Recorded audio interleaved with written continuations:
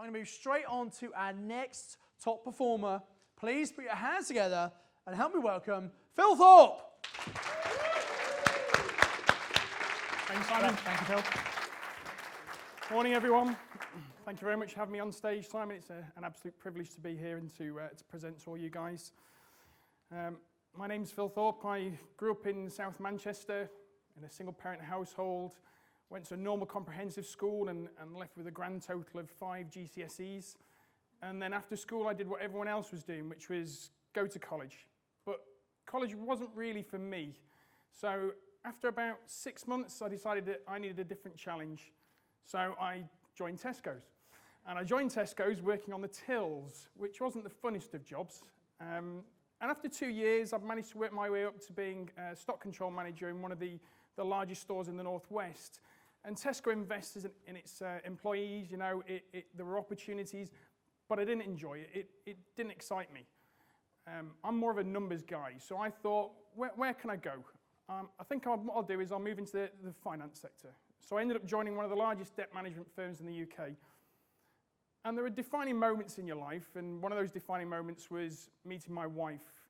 And that really changed the way that I looked at things. I used to think of things in a very short-term kind of basis, but after meeting Sabina, I was starting to think more long-term. So I enrolled myself back at college, started doing a software engineering degree, and at the same time, I set up my own debt management firm.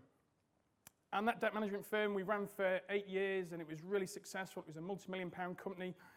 But in 2013, the industry changed.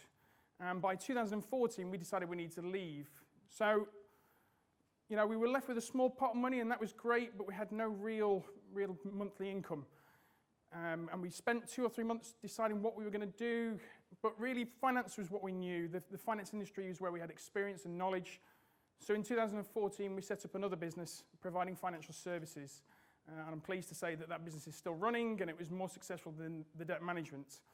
Now, 2013 and 14 were very busy years for me. We had the arrival of my son Isa and my daughter Maya. And again, it was a defining moment for me because the changes that had happened in the industry in 2013 had really taken me by surprise. And I knew that I needed to find another stream of income to supplement what we're doing because things can change so quickly. Now, in 2016, my wife, unbeknown to me, signed us up to the Mastermind Accelerator. And being a guy who's very skeptical, I'm not really someone who likes to invest in themselves, particularly when I have to spend money to do it. I went along kicking and screaming. But I have to say, it was a revelation. It really opened my eyes as to what was you could do in property, the different options out there, the JVs, all those things. And we came back, and 2 weeks later, we sat down and we were discussing what we were going to do next. And Sabina said to me, I want to do the 12-month mastermind course. I said, you're crazy. We've just spent money on one course. You know, we've got all this knowledge. We've got some money in the bank that we can put down as a deposit. And you now want to spend it on a course? No, we're not doing that. Absolutely not doing that. And then 2 weeks later, we signed up to it. So Sabina started in 2017, and she was a phenomenal success, a real inspiration to me.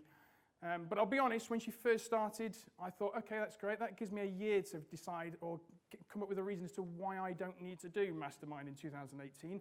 I don't really want to network with people. I don't want to stand on stages and speak in front of people. So, you know, the year went past, and then in January 2018, a friend of my best friend's wife passed away, and it was another defining moment for me. You know, for years and years, I've been chasing money and the security it brought, and I realized at that point that money isn't really the important thing. Time is the important thing. So in April 2018, I happily joined Mastermind. And what is my motivation? Okay, proving to my family that I could be a success. Probably for the first 8 years of my life, that's what drove me.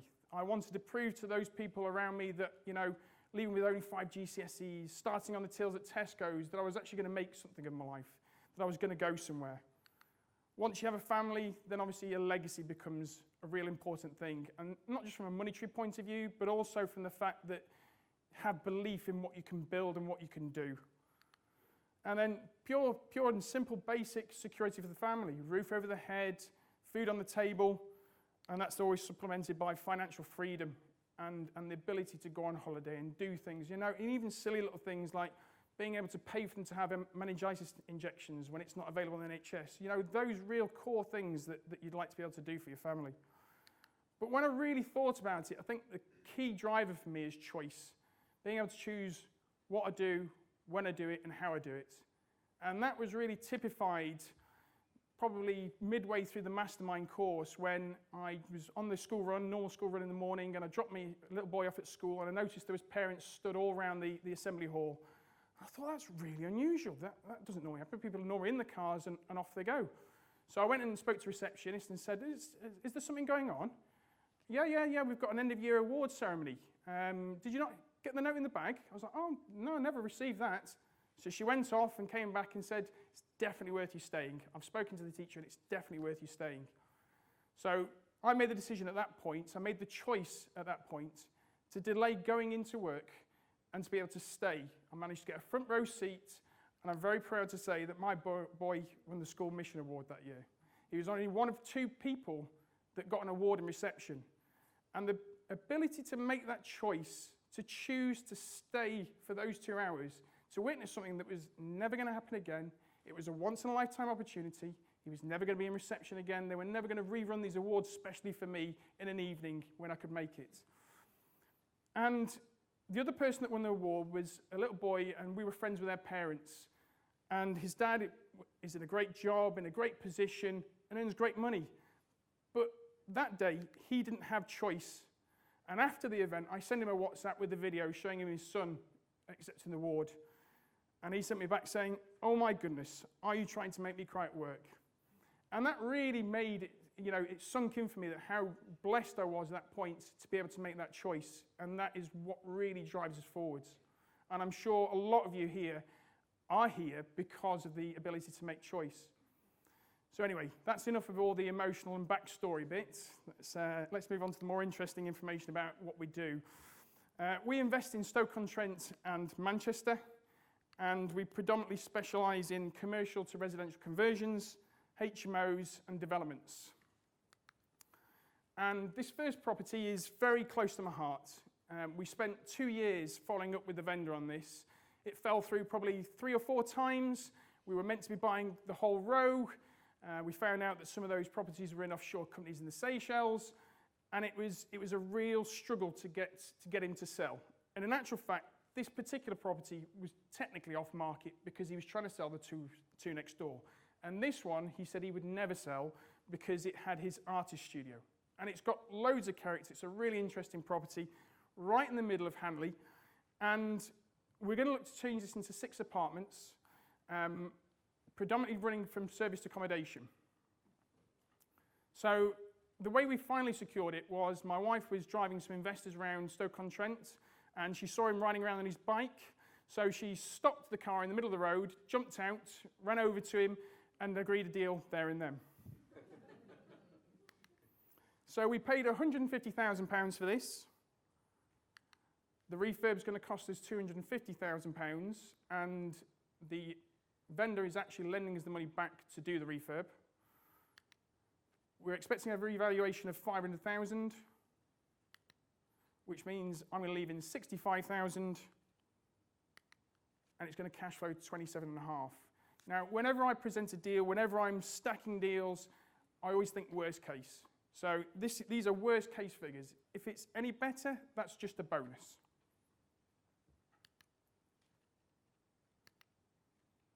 So the next property was sourced again off market.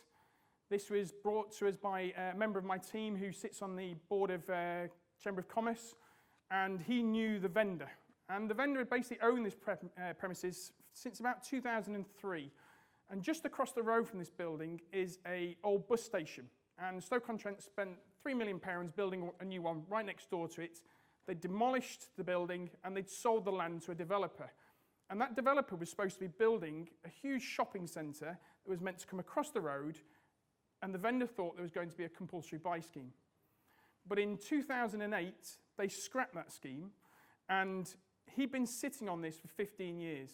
So he was very motivated to get rid of it. He was paying a lot of money in business rates. He was paying a lot of maintenance, and we purchased this for a total of £85,000.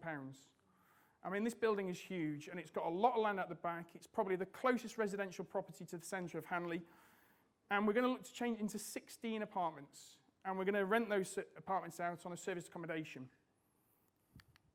So the refurb we're expecting is 600,000, a revaluation of 900,000, £34,000 left in, and again, this is a JV deal, but all these figures from money left in down are what I'm leaving in. It's my percentage and my share. Cash flow 22,300, and our ROI of 65%. Now, just last week at MIPIM, which is an international property event that takes place in the south of France, Stoke-on-Trent unveiled their new plans for across the road. And they're looking to build a 20,000-seat event centre with event centre stuff going on around. And you can see our property just in the bottom right corner, literally across the road from the football pitch. So this is going to work all day long for serviced accommodation. So here's the summary of my year in Mastermind, and what a year. It's been unbelievable. There's some screenshots of some of the aerial photos, and you can see the artist studio with its glass mezzanine at the top, which is 3-storey. So we've purchased 6 properties. The total value for me after refinance is 1.3 million. I'm going to leave £129,000 in the deal, which seems like a lot, but the cash flow is going to be £70,000. And my ROI is 52%. So basically, by year 2, I've had all my money back out, and then we're looking at an infinite return on investment. And that gives me equity of £373,000. So what have we got in the pipeline? Well, we're looking to move into Manchester, and we've got a offer accepted on 2 commercial units with basically a shell of a building behind it. And we're going to convert that shell into 6 apartments. The idea being that we sell the 6 apartments, and then we're left with 2 completely free commercial units at the bottom. And then in Stoke-on-Trent, we're just negotiating to buy a property which has a large chunk of land at the back, and we're going to build 8 new houses on there. So my top tips. And I'll be honest, this is a top tip you've already taken. You already took the plunge, and that is join Mastermind. You know, I can't believe how great this has been. If you'd said to me 18 months ago, why don't you go and join a group of people and network and you know, get the support and the love from the group, I don't know what I would have said to you. I probably wouldn't have even said anything at all. But it's brilliant. It is the best thing I've ever done, and it's really moved us to new levels within our property. I think one of the other things is be consistent. Don't give up. It really does take time to truly see the results from your efforts. You know, sending out 1, 2, 3, 4 landlord letters, you're not going to see the results. You really need to be consistent and keep going. And then something else which I'd never think I'd ever hear myself saying, and that's believe.